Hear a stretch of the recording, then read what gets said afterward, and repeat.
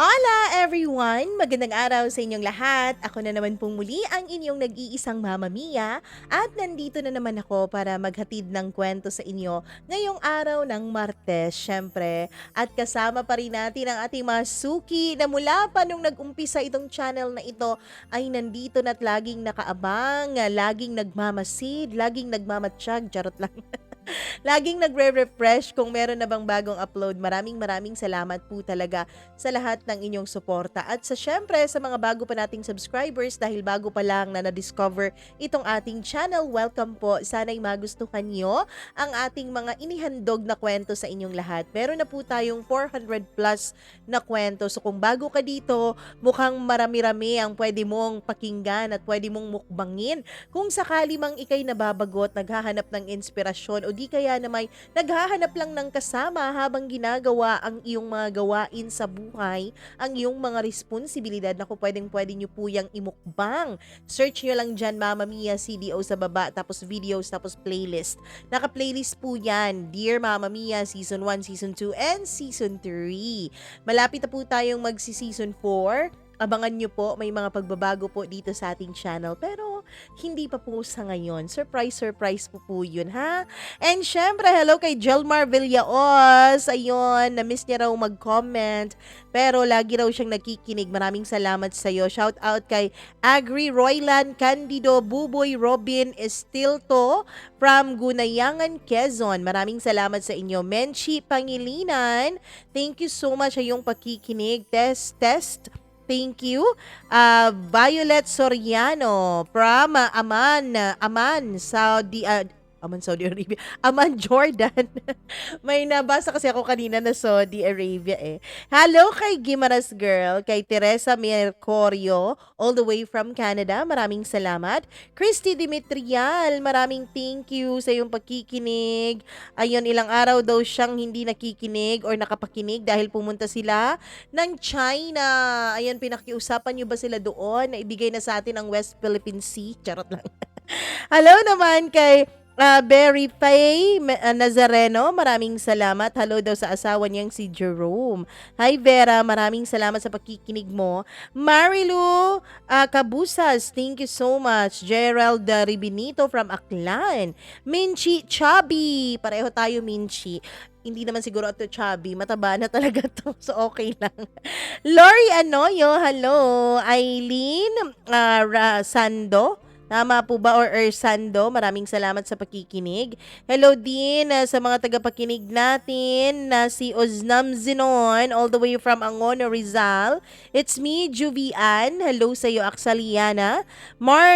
Meljury Molato, all the way from Qatar. And LB Lapot, maraming salamat sa pakikinig. Maria Elena Abe, Merchi Vlog Bukalig, all the way from London, United Kingdom. Naku naman, ang dami nating tagapakinig dyan. Hello din kay Jolian Ramilo, Jaime Rodriguez, Marilyn Manara. Maraming thank you sa inyo. Claudia Kapage, all the way from Kuwait. Maraming salamat. And syempre, hello din po kay Margie Luhong, all the way from Hong Kong. And Migs, na laging nakikinig sa atin, Rogelio Wayan from Negros Occidental. Thank you so much sa iyong pakikinig. And shout out daw sa mga taga Naik, Cavite. Hello po sa iyo, walang pangalan yung iyong pa-shout out. So, kayo na lang lahat dyan na nakikinig sa may Naik, Cavite. Maraming salamat po sa inyong lahat. At syempre, wag na nating patagalin. Simulan na natin ang ating kwento ngayong araw. Pero bago pa pala yan, meron kasing comment, bakit daw babae lagi yung nababasa. Unang-una po sa lahat, nakadepende po yung binabasa natin kung sino po yung unang nagpadala. At kung sino yung hindi masyadong complicated yung story na nai-edit natin, na sisend natin pabalik sa kanila, na-approve nila, yun po ang una nating binabasa. Yung mga panghuli, yun talaga ang mahuhuli. Tapos, iilan lang po talaga ang mga lalaking nagpapadala sa atin ng kwento. Hindi po sila ganon karami. Kaya naman, tayo po ay mag-ano ha. Ang nagpadala ng kwento natin ngayon ay ang kapatid ng bida nitong ating kwento. Kung ano ang kwento natin, eto na po. Pakinggan natin dito lamang sa inyong paboritong programa, ang Dear Mama Mia.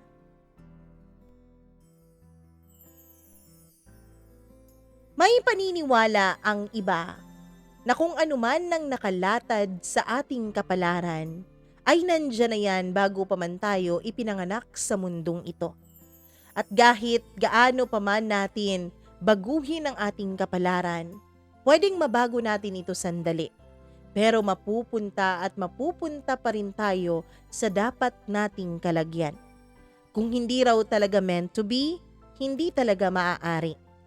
Minsan kahit ipilit pa, ay hindi talaga kakasya kung hindi talaga kayo ang para sa isa't isa. Dear Mama Mia, good day po sa inyong lahat at good day po sa lahat ng nakikinig sa inyo, lalong-lalo na po yung mga nakaabang at nakikinig ngayon sa kwentong ibabahagi ko sa inyo. Hindi ko po ito kwento. Kwento po ito ng kapatid ko. Siyempre Mama Mia, sa tingin ko naman ay hindi masyadong detalyado tong pagkakakwento ko. Nabasa ko lang kasi ang kanyang diary o journal nung nakaraang taon lamang. At nung mabasa ko nga ang kwento doon, ay dun ko napatunayan na kahit pala gaano nyo kamahal ang isa't isa, kung hindi kayo nakatadhana, wala rin palang mangyayari sa inyong dalawa. Mama Mia, para sa akin, this is the greatest love story of all time. Hindi ko na po ipapakilala ang sarili ko dahil hindi rin naman ako ang bida sa kwentong ito. Ang bida sa kwentong ito ay tawagin na lang natin sa pangalang Giovanni. Si Giovanni ay lumaki sa isang simple at payak na pamumuhay na pamilya. 5 magkakapatid sila at si Giovanni po ang panganay. Si Giovanni ay mabait, magalang at syempre mahal na mahal siya ng kaniyang mga magulang dahil siya ang unang anak ng mga ito. Galing din pala si Giovanni sa mga relihiyosong pamilya, lalo na ang kaniyang 2 pares ng lolo't lola. Parehong lolo't lola niya sa side ng papa niya at sa mama niya ang masasabi mong napaka-religious.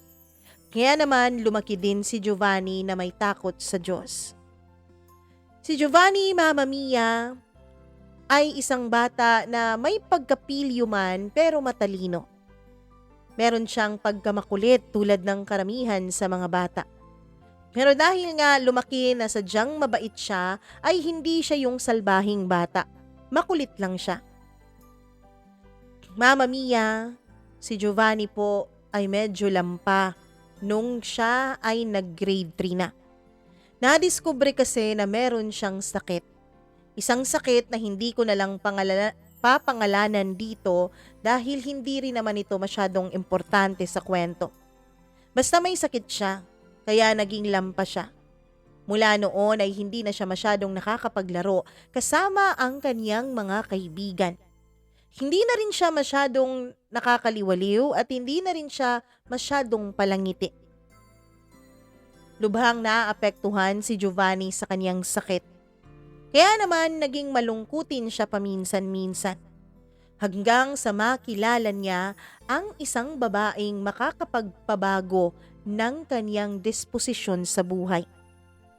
Siya si Florence. Kasing edad lang silang 2 ni Giovanni at transfer student siya nung mag-grade 4 na si Giovanni. Nung una ay hindi pa sila nagpapansinan dalawa. Si Florence ay naging instant celebrity o naging instant sikat sa kanilang classroom dahil galing itong Maynila. Maputi, magandang mga mata, matangos ang ilong at palangiti. Mama Mia, nung magkakilala silang 2 ni Florence ay akala ni Giovanni ay wala lang ito sa buhay niya. Pero hindi niya maipagkakaila na nagandahan talaga siya sa kanyang bagong kaklase. Hanggang sa pauwi na noon si Giovanni at nahihirapan na namang maglakad dahil sa kanyang sakit nung binangga siya ng kanyang ibang mga kaklase habang naglalaro ang mga ito. Ay, sorry Giovanni, andyan ka pala. Haharang-harang ka kasi. Pwede ba sa susunod wag kang humarang?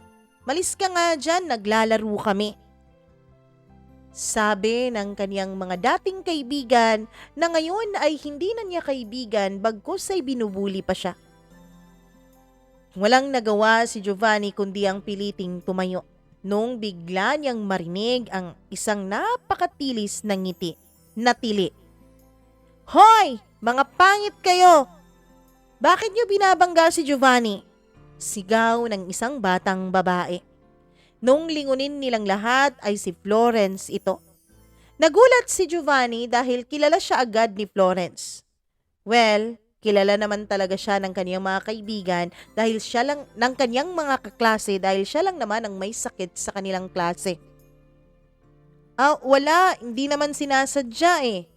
Pagdadahilan nung ibang mga bata. Siguro dahil may gusto sila kay Florence kasi nga maganda ito kaya medyo naasiwa sila nung sinaway sila ni Florence sa kanilang pagbangga kay Giovanni. Nakita ko yun. Nakita kong sinadya niyong sagiin si Giovanni. Pwede ba? Doon kayo maglaro. Sabi niya. Sorry, Florence. Sabi nung mga batang lalaki tsaka umalis na sa kanila. Tinulungan naman ni Florence si Giovanni para makatayo. Pero imbis na magpasalamat ay nagalit pa si Giovanni. Pwede ba sa susunod wag kang makialam? Sabi niya. Ikaw na nga tong pinagtanggol, ikaw pa tong galit. Hindi naman ako galit. Sadyang ayoko lang talaga na kinaaawaan ako. Hindi naman ako naaawa sa iyo kaya kita pinagtanggol. Nakita ko lang na may ginawa silang mali, kaya sinabi kong may mali silang ginawa. Basta, akin na nga yung tungkod ko. Sabi niya at iniabot naman yon ni Florence. Naglakad na palayo si Giovanni, ang akala niya ay wala na si Florence pero nasa likuran niya pala ito. Hanggang sa nagsalita ito. May sagot ka na ba dun sa assignment na ipapasa bukas? Andyan ka pa pala? Sigaw niya. Umalis ka na nga, wag mo na nga akong lapitan. Siguro naaawa ka lang sa akin no. Ilang beses ko bang sasabihin sa'yo na hindi ako naaawa sa'yo. Gusto kong maging kaibigan ka dahil alam ko mabait ka. Kahit anong pagtatabuyan ang gawin ni Giovanni ay hindi talaga umaalis si Florence sa kanyang tabi. Hanggang sa mag-request na nga ito sa kanyang guro na ilipat siya ng upuan dun sa katabi ni Giovanni kung saan wala namang nakaupo doon. Pumayag naman ang guro niya. At mula nga noon ay tinutukso-tukso na sila ng iba nilang mga kaklase. Liban na lang dun sa iba na may gusto kay Florence. Naging napakakulit ni Florence kay Giovanni. Hindi siya nito tinitigilan. Lagi siyang kinukulit kung gumawa na raw ba siya ng assignment, ng project o kung anong gagawin niya sa Sabado at Linggo. Hanggang sa pagsisimba ay nagkikita silang dalawa. Noong una ay paayaw-ayaw pa si Giovanni pero kalaunan ay naging magkaibigan din naman silang dalawa. Masayang kasama si Florence dahil palangiti ito at mabait. Si Florence din ang naghikayat kay Giovanni na pumayag sa gusto ng mga magulang nito na magpagamot. Pwede naman kasing ipagamot sa Maynila si Giovanni. Kaya lang ayaw niya dahil alam niyang napakagastos nito. Narinig kasi niya minsan isang gabi na nag-uusap ang kaniyang mga magulang kasama ang mga lolo't lola niya. Akala ng mga ito ay tulog na silang lahat na mga bata. Ang hindi nila alam ay gising pa si Giovanni. Nagsisikap itong makaabot ng kusina dahil uhaw na. Gusto sana niyang tawagin noon ang kaniyang mama para humingi ng tubig pero sabi niya sa sarili niya, kailangan niyang gawin ito. Kailangan niyang matutong maging independent kahit na meron siyang iniindang sakit. Nung papalabas na siya at papunta na siya ng kusina ay doon niya narinig ang mga matatanda na nag-uusap. Kailangan na nating dalhin si Giovanni sa Maynila. Ang sabi ng doktor dito, tuluyan talaga siyang hindi makakalakad kapag hindi naagapan ang kanyang sitwasyon. Pero mauubos ang pera niyo. Kami meron naman kaming mga savings pero konti lang to. Pwede naman akong magbenta ng lupa, sabi din ng isa niyang lolo. Namomroblema ang mga matatanda dahil sa kanyang sitwasyon. Kaya nung kinabukasan ay siya na mismo ang nagsabi na ayaw niyang umalis ng probinsya.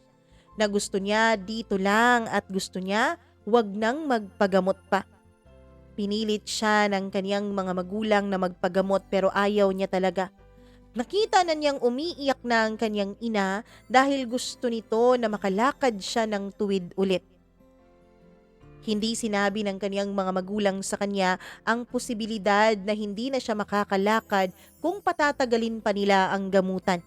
Pero alam na yun ni Giovanni dahil narinig na nga niya iyon nung gabing yun.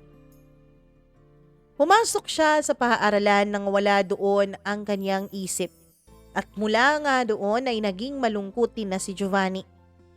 Alam niya kasi na walang kasiguraduhan kung makakalakad pa siya ulit kung sakali mang pumunta sila ng Maynila para doon magpagamot. Alam niya dahil sinabi yun ng doktor sa harap ng mga magulang niya.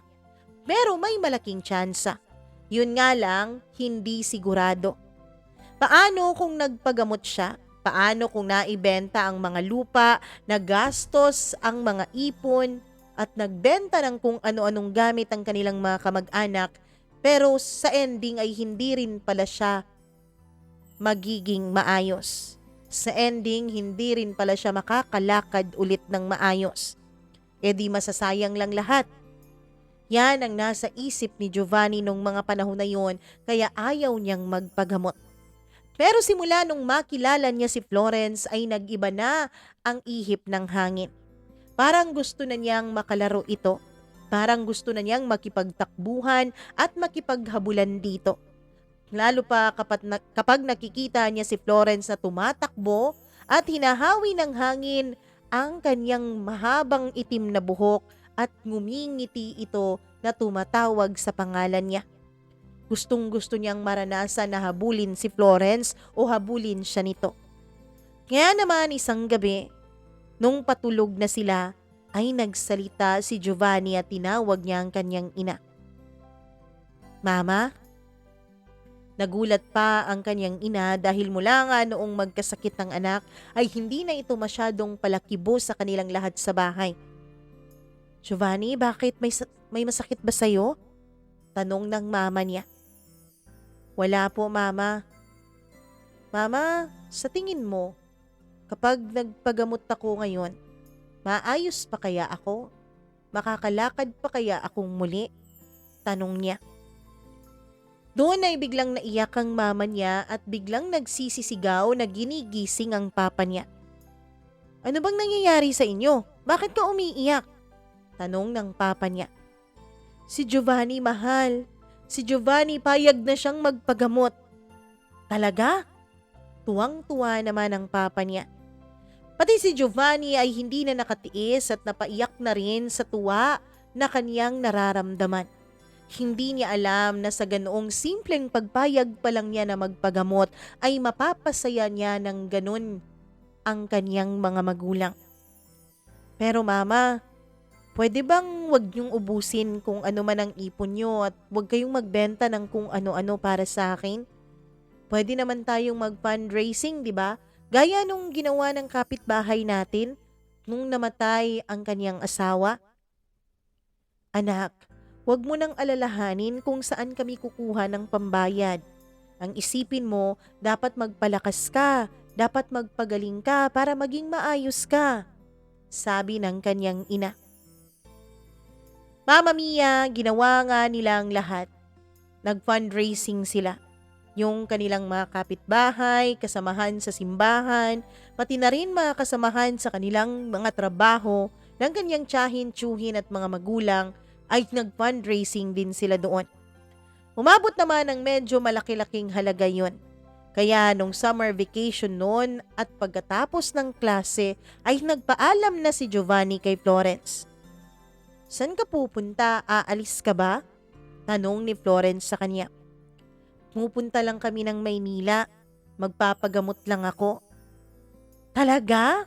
Gagaling ka na? Tuwang-tuwa namang sabi ni Florence. Sana nga, ipagdasal mo na maging magaling ako ha. para mahabol na kita sa takbuhan. Masaya ang magkaibigan na nagbanding nung araw na yon. Tinulungan ni Florence si Giovanni para makapunta sila ng sapa at doon ay nagpapalutang sila ng mga bangkang papel. Sumisigaw at nagtatawanan. Si Florence naman ay bising-busy sa pagtakbo at nanguhuli ng mga paru-paro. Bakit mo hinuhuli yung mga yan? Kasi maganda to. Lagyan mo ng alcohol, tapos lagyan mo ng bulak, tapos lagay mo sa illustration board. Naku, napakaganda nito. Parang pinipreserve mo sila, sabi ni Florence. San mo naman nakuha yung idea na yan? Dun sa kuya ko. Yan kasi yung project nila eh. Tuwang-tuwa naman si Giovanni habang pinagmamasdan si Florence. Hanggang sa mapagod ang babae sa paghabol sa mga paru-paro at naupo na sa tabi ni Giovanni. Alam mo, kapag magaling ka na, ikaw na manghuhuli ng paru-paro para sa akin ha? Oo ba? Tapos tuwing gabi, manghuhuli ka rin ng mga alitap-tap tapos ibigay mo sa akin. Ilagay natin sa loob ng jar. Oo ba? Basta, magdasal ka na gagaling na ako agad ha? Oo Giovanni, ipagdadasal kita. Pagkatapos noon ay tinawag na sila ng kanilang mga magulang. Umuwi na sila sa kanilang bahay. Hindi halos makatulog si Giovanni noon sa sobrang excitement dahil aalis na sila ng kaniyang mga magulang at pupunta na sila ng Maynila kinabukasan para doon magpagamot. Excited na si Giovanni na maibalik ang kanyang dating sigla at ang kanyang dating karakter at personalidad. Excited na rin siyang makalaro si Florence. Excited na rin siyang sabayan ito sa paglalakad at pagtakbo. Kinabukasan ay maagang-maaga pa lang ay nagprepara na ang kanyang ina. Nagulat ito nung makita niyang gising na si Giovanni at nakaligo na ito. Hindi ka naman excited anak ka, sabi niya. Oo mama, gustong-gusto ko na talagang makalakad ulit. Gustong-gusto ko nang maayos ulit ang buhay ko. Huwag kang mag-alala, magtiwala ka lang. Darating tayo dyan. Pagdating nila ng Maynila ay agad silang kumuha ng pinakamalapit na kwarto doon sa may ospital kung saan sila magpapacheck up. Ang sabi kasi ng doktor na nag-refer sa kanila doon sa ospital na yon ay matatagalan at aabutin ng halos 1 buwan ang pagpapagamot ni Giovanni. Nung nag-check up na sila ay parang wala nang nararamdamang sakit si Giovanni sa kaniyang mga paa pero parang halos hindi pa rin niya ito maigalaw. Misis, Sir, pwede bang mag-usap muna tayo? Giovanni, dito ka na muna ha, balikan ka lang namin, sabi ng doktor. Nung umalis na ang mga ito, ay nag-isip si Giovanni. Ano kaya ang sinabi ng doktor sa kanyang mga magulang? Ilan kaya ang mga araw na kailangan niyang igugol doon sa ospital para tuluyan siyang gumaling? At higit sa lahat, magkano kaya ang aabutin ng kanyang pagpapagamot? Bumalik ang kanyang mga magulang pero nahalata niyang parang mugto ang mga mata ng kanyang ina. Mama, may problema po ba? Wala naman anak. I-admit ka na ngayon ha? Talaga po? Sisimulan na akong gamutin? Excited naman niyang tanong. Oo anak, kaya magpalakas ka, magdasal ka, magrosaryo ka para nang sa ganun ay dinggin ng Diyos ang ating mga panalangin. Yun nga ang ginawa ni Giovanni at inadmit na nga siya doon sa ospital. At nung nasa ospital siya, kadalasan ay tulog siya dahil sa mga procedure na ginagawa sa kanya.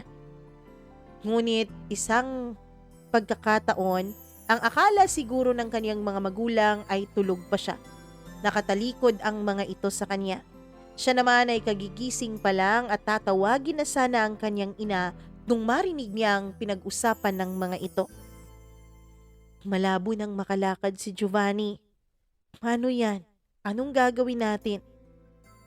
Sabi naman ng doktor, meron pa ring 20%. na tsansa para makalakad ang anak natin. Susugal tayo dyan, Vivian. Isusugal natin lahat para kay Giovanni, sabi ng papa niya. Doon ay nalugmok si Giovanni. Umiyak na lang siya. Nung makita siya ng kaniyang mga magulang, ay napagtanto ng mga ito na narinig niya ang kanilang pinag-uusapan. Umuwi na lang po tayo kung wala namang tsansang makalakad ako. Hindi anak, hindi tayo uuwi.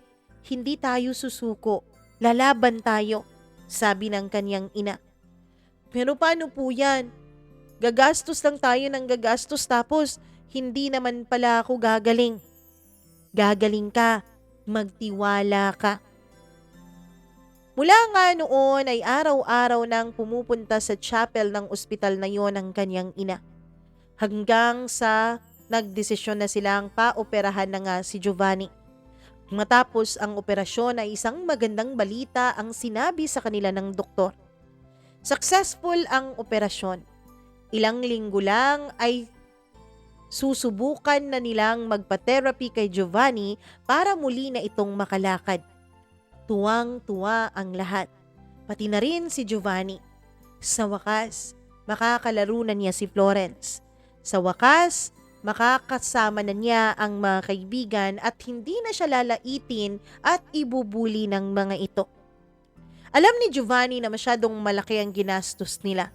Ang balita niya ay ang dalawa niyang lolo ay nagbenta pa ng mga bahagi ng kanilang lupa. Pati na rin ang bahay ng mga ito ay nakasangla sa bangko para lang sa kanyang pagpapagamot. Ayon sa doktor, ay inabot ng halos 1,000,000 ang gastos dun sa pagpapagamot pa lang ni Giovanni. Buti na lang talaga anak, dininig ng Diyos ang dasal ko. Makakalakad ka na ulit. Napakalakas mo talaga sa Diyos, Vivian, sabi naman ng papa ni Giovanni. Ano ka? Sinabi ko kaya sa Diyos na magpapari itong si Giovanni, pagalingin niya lang ito. Noong panahon na yon ay hindi pa alam ni Giovanni kung ano ang ibig sabihin nun. Hindi pa niya alam kung gaano kabigat ang binitawang salita at pangako ng kanyang ina sa Diyos. Napagalingin niya lang si Giovanni.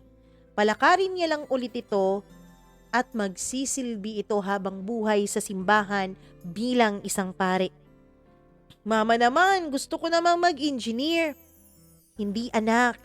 Ang Diyos ang nagpagaling sa iyo kaya kailangan tuparin natin ang pangako natin sa Kanya, okay? Nung mga panahon na yon, dahil mag-11 years old pa lamang si Giovanni ay hindi niya alam ang ibig sabihin nun. Hindi niya alam ang bigat ng mga salitang yon. Matapos nga ang ilang linggo ay sinimulan na ang therapy ni Giovanni hanggang sa tuluyan na ngang makalakad ito. Hindi na bumalik pa sa dating ganda ng paglalakad ang kanyang paglalakad pero naging maayos pa rin naman. Ang sabi ng doktor ay hindi lang daw siya pwedeng magtakbo-takbo. Ayos na rin yon kay Giovanni. Okay na rin yon kahit makalakad man lang siya at masabayan sa paglalakad si Florence. Pero pagdating ni Giovanni sa kanilang bahay ay hinanap niya agad si Florence sa kanilang mga kaklase at kaibigan. Magkakapit-bahay lang kasi silang lahat. Nako Giovanni, nahuli ka na. Nung nakaraang linggo lang, umalis na ang pamilya ni Florence dito. Mukhang magta-transfer na naman yata siya.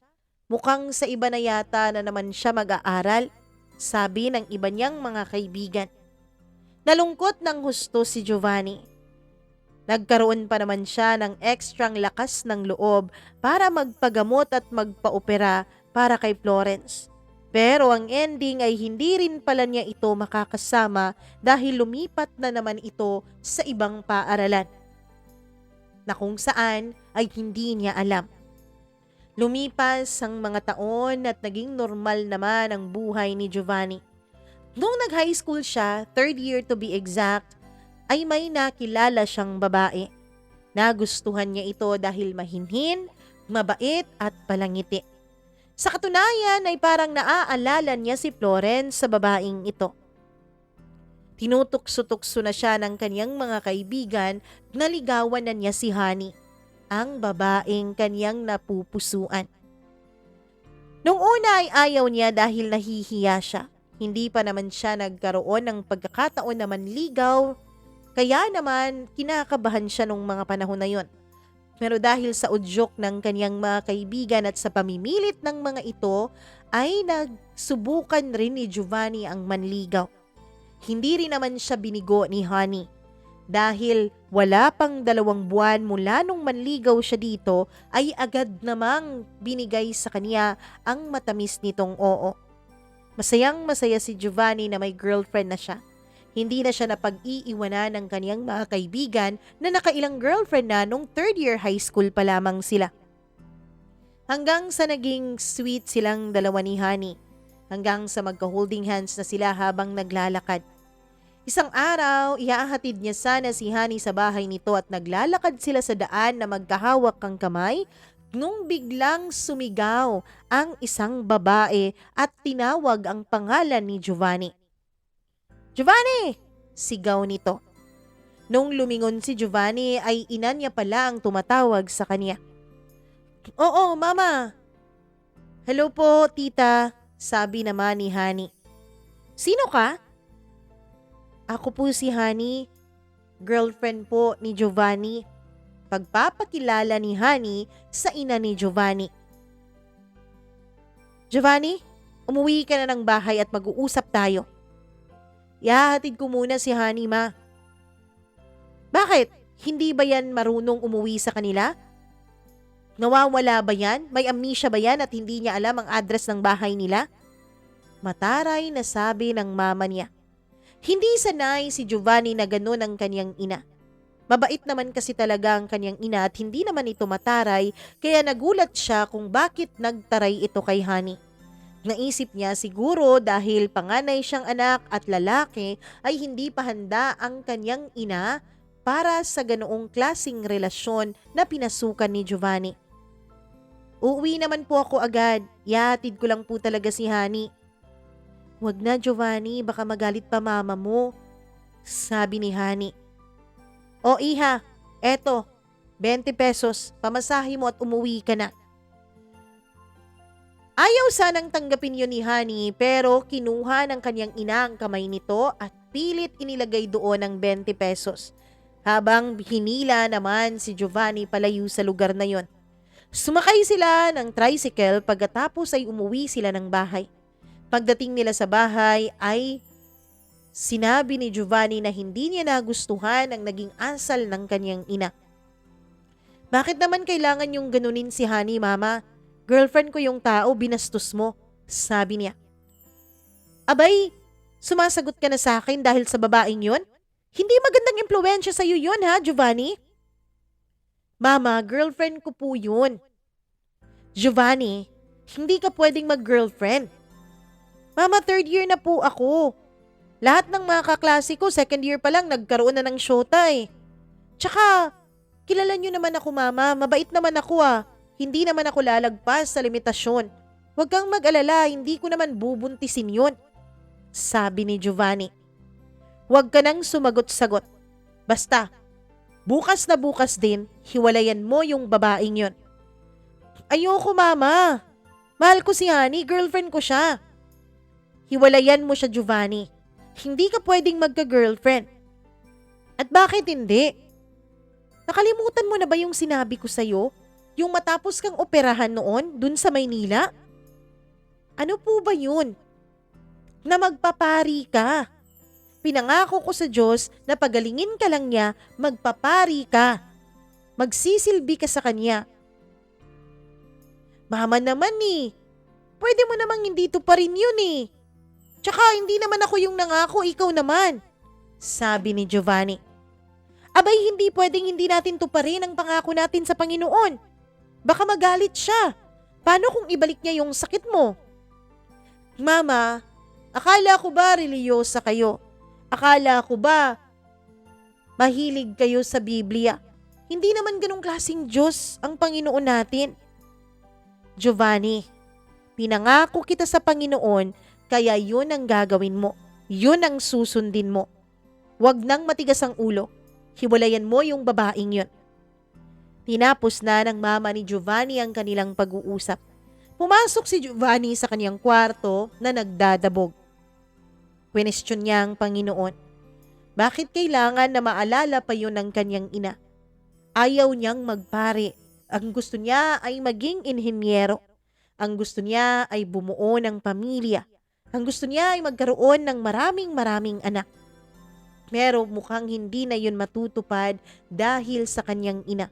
Dahil sa naging pangako nito sa Panginoon nung siya ay operahan. Kinabukasan ay nagtanong si Honey kung ayos lang ang lahat. Hindi naman sumunod si Giovanni.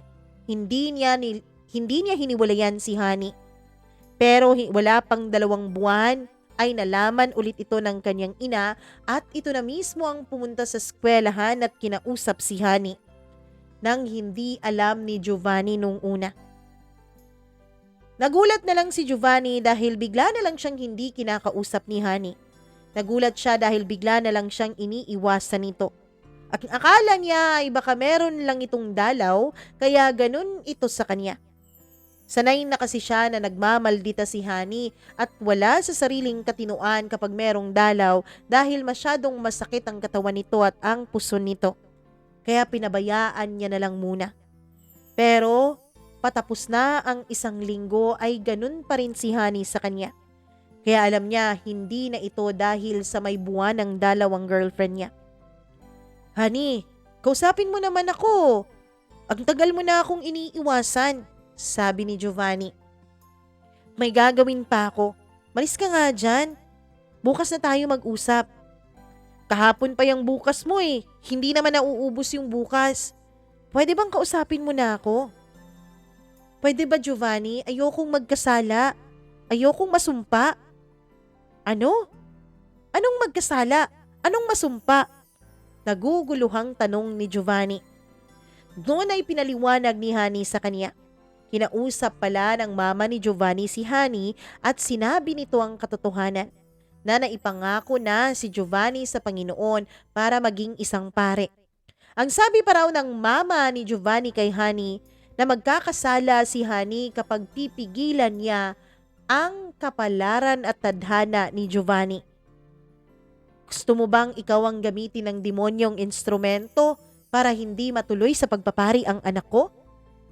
Yan ang eksaktong linya raw ng mama ni Giovanni kay Honey.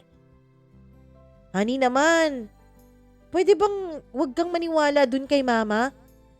Anong wag maniwala, Giovanni? Ibig sabihin ba, hindi na rin ako maniniwala sa Panginoon?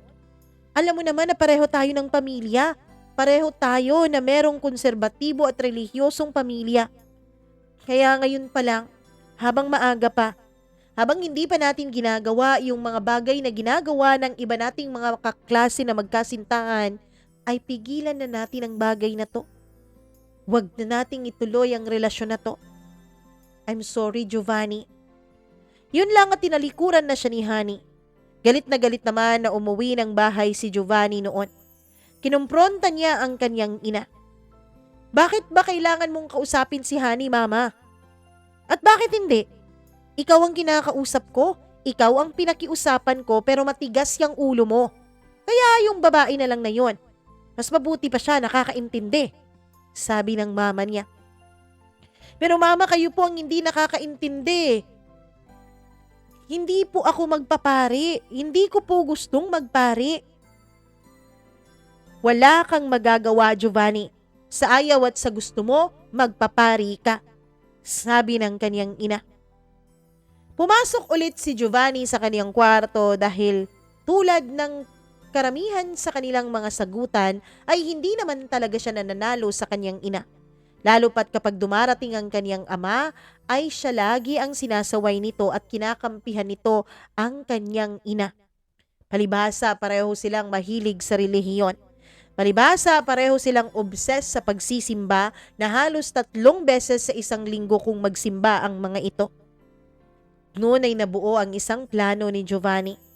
Maglalaya siya. Tatapusin niya lang ang high school niya. Tatapusin niya lang ang kanyang pag-aaral ng high school. At pagkatapos ng graduation, ay aalis siya doon sa poder ng kanyang mga magulang. Siya ang guguhit ng kanyang sariling kapalaran at walang ibang magdidikta kung ano ang magiging kinabukasan niya. Mula nga noong napagdesisyonan ni Giovanni na aalis at maglalayas, ang ginawa niya ay nag-ipon siya ng nag-ipon ng pera. Kaniyang mga allowance ay hindi niya ginagastos. Kapag binibigyan siya ng allowance para sa school, ang ginagawa niya ay iniipon niya yon. Nilalagay niya sa sekreto niyang alkansya at nagbabaon na lamang siya ng pagkain. Kapag naman merong mga kailangang project sa eskwelahan, ay siya ang nagboboluntaryo sa kaniyang mga kaibigan na siya ang gagawa kapalit ng pera ng mga ito. Dumiskarte si Giovanni dahil ang gusto niya ay umalis at pumuntang Maynila. Doon siya mag-aaral habang magtatrabaho. Buo na ang kanyang loob. Iiwanan niya ang diktador niyang nanay at ang konsentidor niyang tatay. 1 taon mahigit ang naging pag-iipon ni Giovanni, hanggang sa makaipon siya ng sa tingin niya ay sapat na halaga. Pati nga paaginaldo ng kaniyang mga ninong, ninang, tita, tito, lolo't lola tuwing Pasko ay kaniyang iniipon. Kapag kaarawan niya at tinatanong siya kung ano ang gusto niyang regalo, pera lagi ang sinasagot niya dahil gusto niyang mag-ipon talaga. Hanggang sa nakagraduate na nga si Giovanni. Araw ng kanyang graduation ay tuwang-tuwa ang kanyang ina.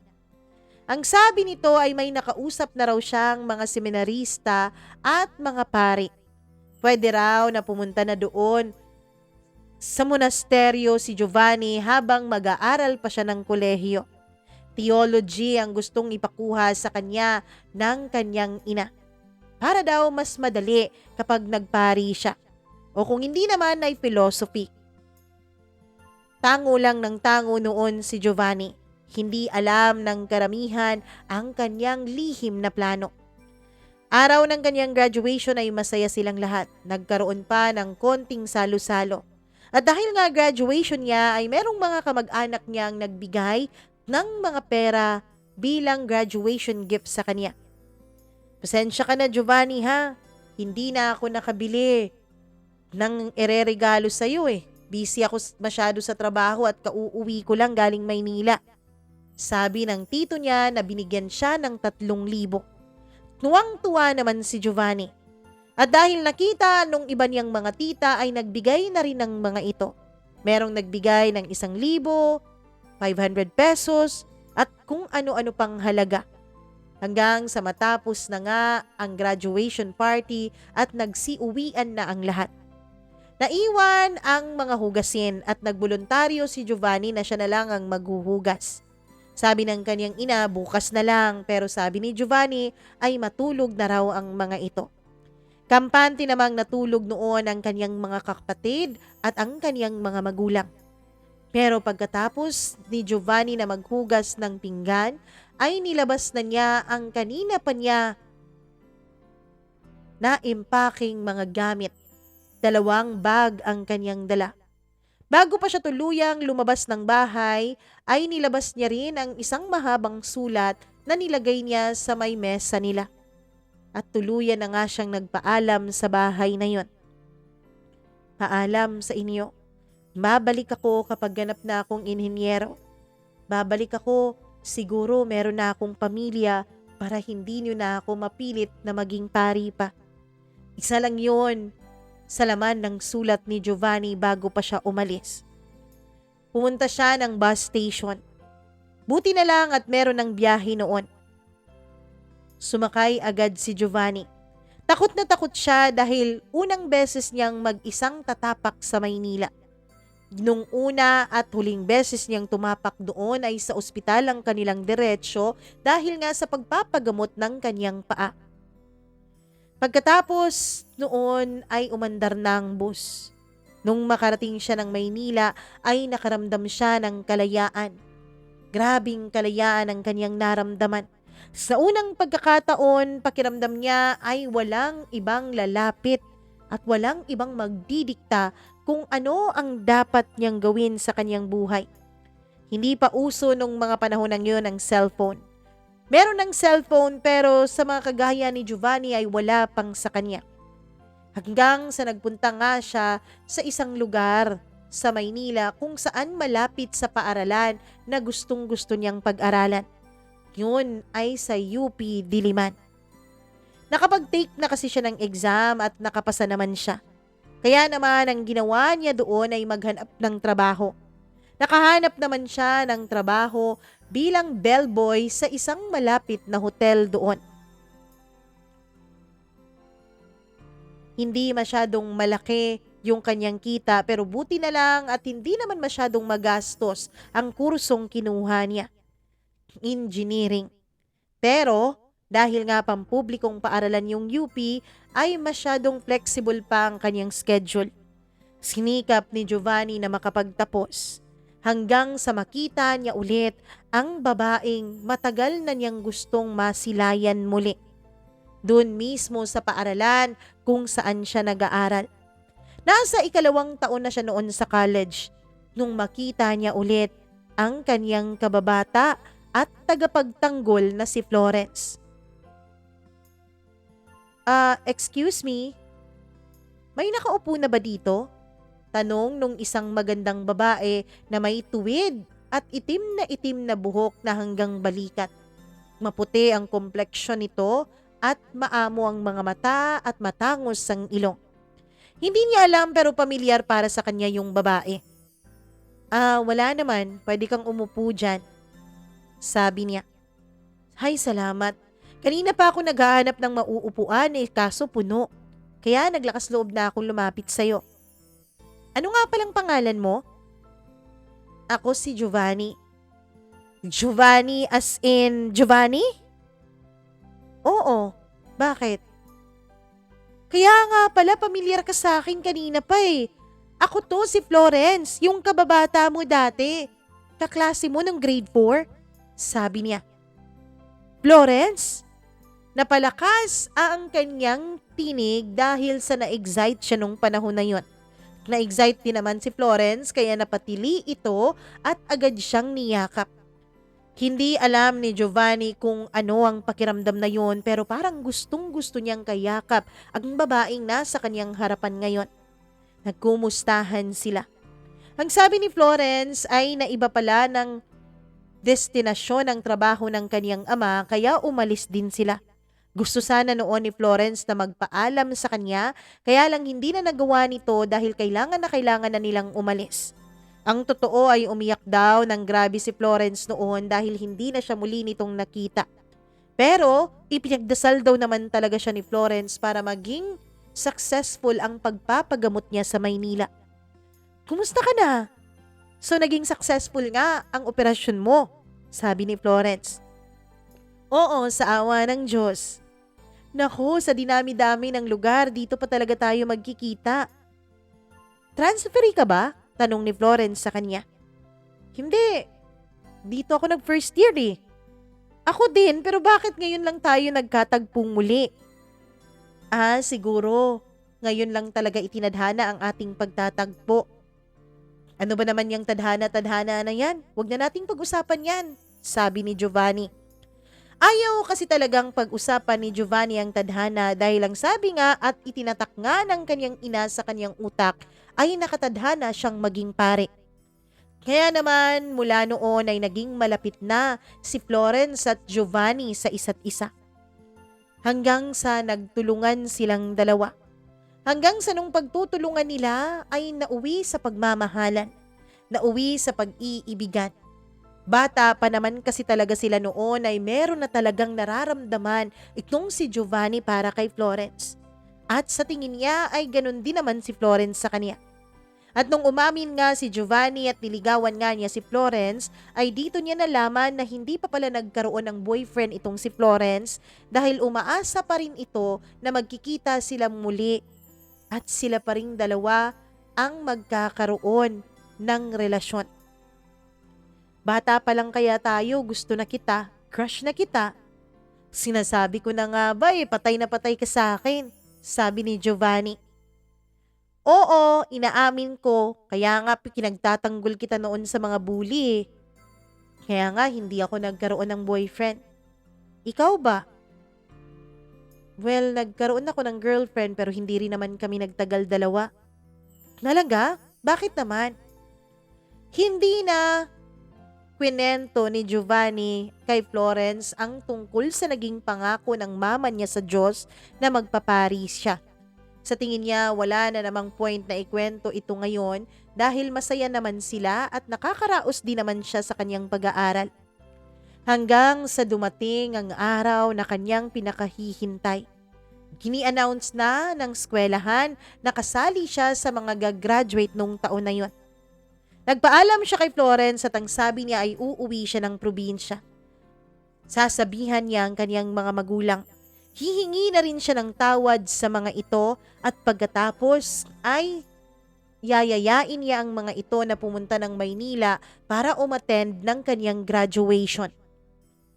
Yun nga ang ginawa ni Giovanni. Excited na excited pa siyang bumaba sa bus at nagpunta sa bahay nila. Pagdating niya doon ay walang katao-tao. Siguro nasa paaralan ng kaniyang mga kapatid at nasa trabaho ang kaniyang mga magulang. Nasa labas lamang siya dahil tanging gate lang ang napasok niya at nakalock ang loob ng kanilang bahay. Hindi na kasi niya maaalala kung nadala ba niya ang susi niya noon. Nung makita siya ng isang kapitbahay ay tinawag siya nito. "Uy Giovanni, ikaw ba yan?" "Oo, Aling Tess, ako to. Kumusta po?" "Eto, ayos lang. Ikaw, kumusta?" "Eto po, sasabihan ng mga magulang ko na magtatapos na ako ng pag-aaral." "Talaga? Nako naman, napakaswerte talaga nila oh. Akala nila naglayas ka lang at nakipagtanan sa girlfriend eh." Tumawa lang si Giovanni. Nagantay pa siya ng ilang saglit at nung makarating nga ang kanyang mga magulang sa bahay, ay niyakap siya agad ng kanyang ina. Pero ang kanyang ama ay medyo may tampo sa kanya. Humingi naman ng tawad si Giovanni sa kanyang mga magulang at nagpaliwanag siya kung bakit niya nagawa ang bagay na yon. Sabi niya gusto niyang tumayo sa sarili niyang mga paa. At sabi niya ayaw niya talagang magpari. "O sige anak, kung yan talaga ang gusto mo, wala na kaming magagawa pa. Hindi ka na namin pipilitin pa," sabi ng kanyang ina. Doon ay tuwang-tuwa si Giovanni, Mama Mia. Masayang masaya siya. Napayakap siya sa kanyang mga magulang at napalibre patuloy siya ng kain sa labas sa kanyang buong pamilya dahil sa sobrang tuwa na kanyang naramdaman. Pagkatapos noon ay nag-empake na ang kanyang mga magulang dahil sasama ang mga ito sa kanya para umattend ng kanyang graduation. At nung matapos nga ang graduation rites ay pinasya niyang umuwi muna sa kanila para makipag-bonding sa kanyang pamilya. Nakilala na rin ng kanyang mga magulang ang kanyang girlfriend na si Florence. Nakilala naman ng mga ito dati pa dahil magkababata nga sila. Nagpaalam si Giovanni kay Florence. Ang sabi niya, uuwi muna siya ng probinsya at babawi sa kanyang pamilya. Pumayag naman si Florence. At nun nga ay nagbonding silang ulit na magkamag-anak at magpamilya. Masayang masaya sila. Wala pang isang buwan ay umalis ulit si Giovanni dahil kailangan niyang mag-review sa Maynila. This time ay may suporta na mula sa kanyang mga magulang, tiyahin, tiyuhin at pati na sa kanyang mga lolo't lola. Nag-review siya para sa board exam. Nung matapos ang board exam ay sakto namang nakapasa si Giovanni. Naghanap na siya noon ng trabaho. At dahil nga pasado sa board exam ay agad din naman siyang nakahanap ng saktong mapapasukan. Gusto na niya noon na magpakasal silang dalawa ni Florence kaya niyaya na niya ito. Hindi kasi uso noon ang patagalan na magpakasal. Uso noon na kapag 25 anyos ka, dapat may isang anak ka na. Kaya naman, pumayag din agad si Florence. Habang busy sila sa pagpeprepara ng kanilang kasal, ay isang masamang balita ang nakarating kay Giovanni. Pinuntahan pa talaga siya ng kanyang kapatid dun sa kanyang tinitirahan dahil hindi siya makontak ng mga ito. "Kuya, kinukontak ka namin dun sa opisina mo pero hindi talaga namin makontak yung office nyo eh." "Naku, sira kasi yung telepono dun eh. Ipapaayos pa. Bakit? Bakit ka na pa rito?" Tanong niya sa kanyang kapatid. Kuya, si Mama. Si Mama nasa ospital at malubha ang kanyang lagay. Pati rin si Papa. Ano? Gulat na gulat man si Giovanni pero agad niyang kinuha ang kanyang mga gamit at umuwi siya sa probinsya nila kasama ang kanyang kapatid. Doon niya nalaman na naaksidente pala ang kanyang mga magulang. Parehong nag-aagaw buhay noon ang kanyang ama't ina. Ilan lang ang kanyang mga magulang sa iilan na naisalba doon sa aksidente na yon. Halos 50% kasi ng mga pasahero sa bus na yon ay namatay. Pero sa 50% na natitira ay may 6 na naghihingalo at kasama doon ang kanyang 2 mga magulang. Yak nang iyak noon si Giovanni. Naibenta pa nila ang kanilang bahay para lang sa pagpapagamot dahil nasa loob ng ICU ang kanyang mga magulang. Hindi na niya alam ang gagawin noon. Kaya pumasok siya sa loob ng chapel. Ang tagal na panahon na hindi siya nagsimba. Ang tagal na panahon na hindi siya pumasok sa simbahan o sa chapel man lang. Mula kasi nung ipinilit noon ng kanyang ina na magpapari siya, ay hindi na niya nagustuhang magsimba pa. Ayaw na niya dahil feeling niya ay pinipilit lang siya at inuobliga. Di ba dapat ang tao ay meron namang kalayaang pumili para sa kanyang kapalaran? Yun ang nasa isip noon ni Giovanni kaya hindi na siya pumapasok pa sa simbahan. Pero nung panahon na yun ay umiiyak siya at lumuhod dun sa chapel. Nakikiusap sa Panginoon na sana'y iligtas ang kanyang mga magulang. Masyadong bata pa ang kanyang 2 mga kapatid. Yung 2 naman ay nag-aaral pa ng kolehiyo. Kailangan na kailangan pa nila ng kanilang mga magulang. Grabe ang iyak noon ni Giovanni. Sobra-sobra. Nung bumalik siya dun sa may ICU ay ibinalita sa kanya na muntik palang mag-flatline ng kanyang ina. Grabe na ang iyak niya noon at doon siya muling pumunta dun sa chapel. Wala sa sarili niya na nakipag-usap sa Panginoon. Panginoon, iligtas mo lang ang mga magulang ko. Tutuparin ko ang pangako ng nanay ko sa inyo. Papasok ako ng seminaryo. Pagsisilbihan ko kayo habang ako'y nabubuhay. Mama Mia, sa maniwala kayo't sa hindi. 2 araw lang matapos na idasal ni Giovanni ang dasal na yon, ay naging maayos at stable na ang kanyang mga magulang. Hanggang sa tuluyan na ngang gumaling ang mga ito. Nung gumaling na ang kanyang mga magulang ay nagpasalamat ng labis si Giovanni sa Diyos.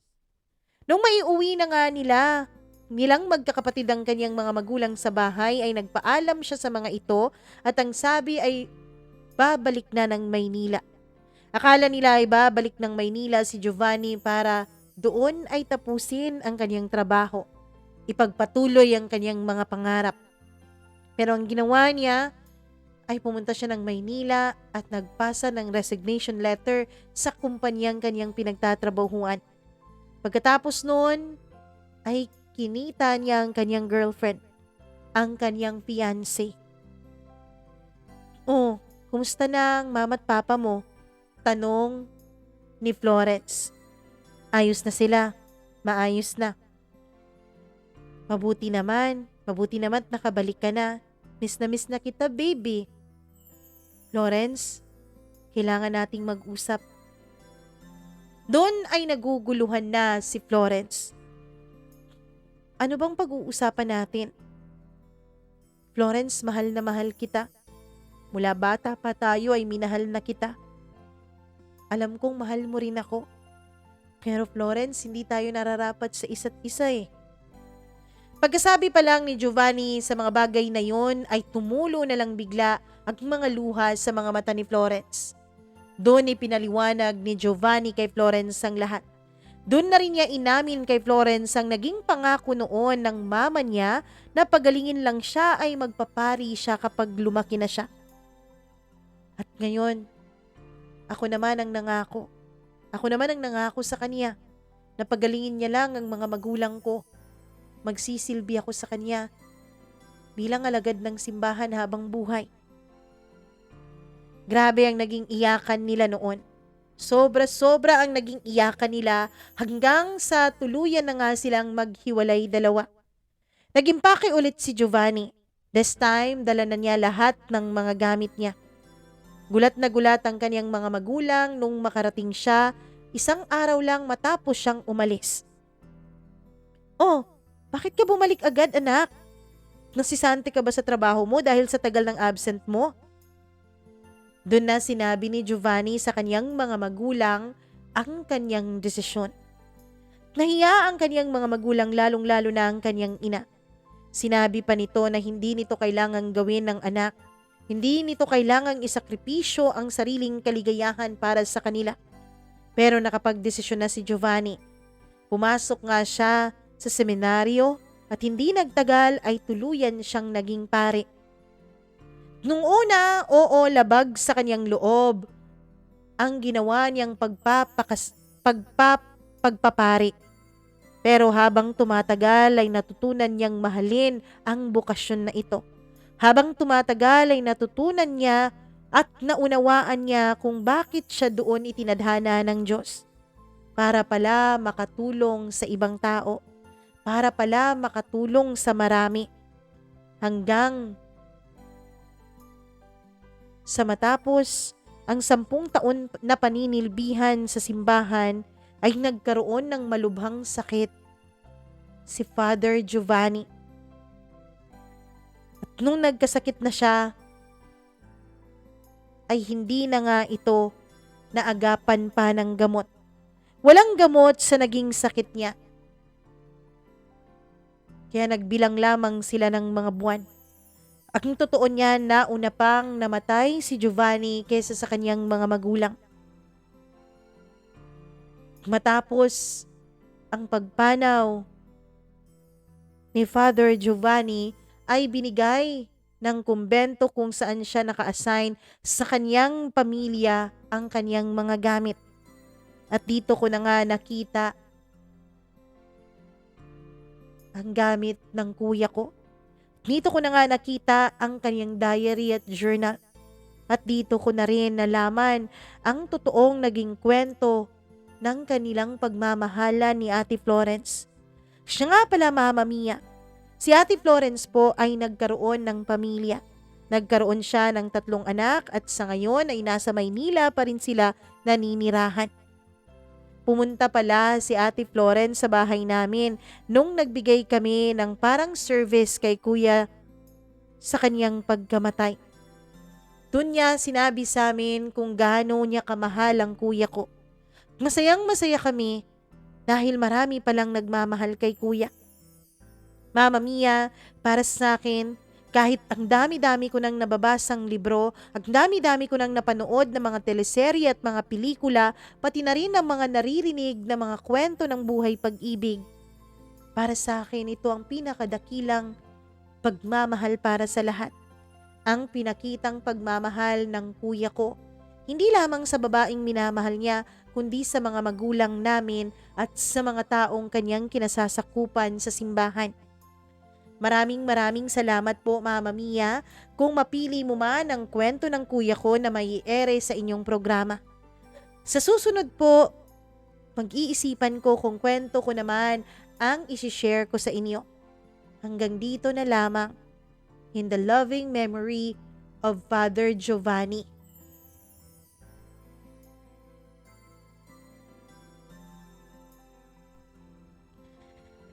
Nakakaantig ng puso yung naging kwento ni Father Giovanni at saka ni Florence, hindi ba? At saka ng kanilang pamilya. Totoo nga talaga siguro na may mga taong itinadhana para sa isang bagay. Actually, hindi talaga natin masasagot eh. Merong iba na naniniwala na tayong mga tao ang gumagawa ng sarili nating tadhana. Tayo ang gumagawa ng sarili nating kapalaran. Tayo ang naglilinis ng daan para sa ating kinabukasan. Pero meron din namang mga naniniwala, tulad ni Kim Chiu, naniniwala siya na lahat ng mga nangyayari sa atin ay nakalatag na bago pa man tayo ipinanganak. Lahat ng mga nangyari sa buhay natin ay nakasulat na. Kumbaga, magiging parte ka na lang doon, ipo-portray mo na lang yung magiging role mo doon. Pero talagang nakasulat na, yun ang paniniwala niya. May mga iba naman na naniniwala na talagang tao lang ang gumagawa ng kaniyang sariling tadhana. Kung ano man ang paniniwala mo, kung saan ka man mas komportable o kung saan ka man sa tingin mo mas nagja-jive sa paniniwala na yon, walang masama doon. Ang importante ay we live our lives to the fullest. Kumbaga, nandito tayo sa mundo, hindi lang para sa sarili natin, kundi para rin sa ibang tao. Sabi nga nila, no man is an island. Lahat tayo nangangailangan ng kaibigan, ng pamilya, at lahat tayo ay may kakayanan para i-touch ang buhay ng iba. Tulad nga nung nag-viral nung nakaraang linggo, July 21, yung isang member ng LGBT community na nagpatayo ng isang service crew sa harap niya sa loob ng 2 oras o malapit sa 2 oras, ganun. Sana kung meron tayong compassion sa isa't isa, kung meron tayong pagpapahalaga, at kung pinapairal natin ang kabutihan, hindi sana mangyayari ang mga bagay na yon. Pero hindi pa naman huli ang lahat. Hanggat buhay ka, kahit anong pagkakamali ang nagawa mo sa buhay mo, ay meron at meron ka talagang pagkakataon na ituwid yon. Meron at meron kang pagkakataon para bumawi sa mga taong iyong nasaktan at sa mga taong iyong nasagasaan.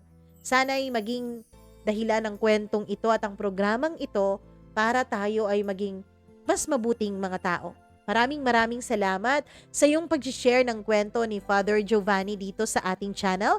At syempre, sa mga nakikinig ngayon, sa mga nanonood ngayon, thank you so much at nandito ka pa rin hanggang dulo. Huwag mong kalimutan na i-like at i-share ang video na to.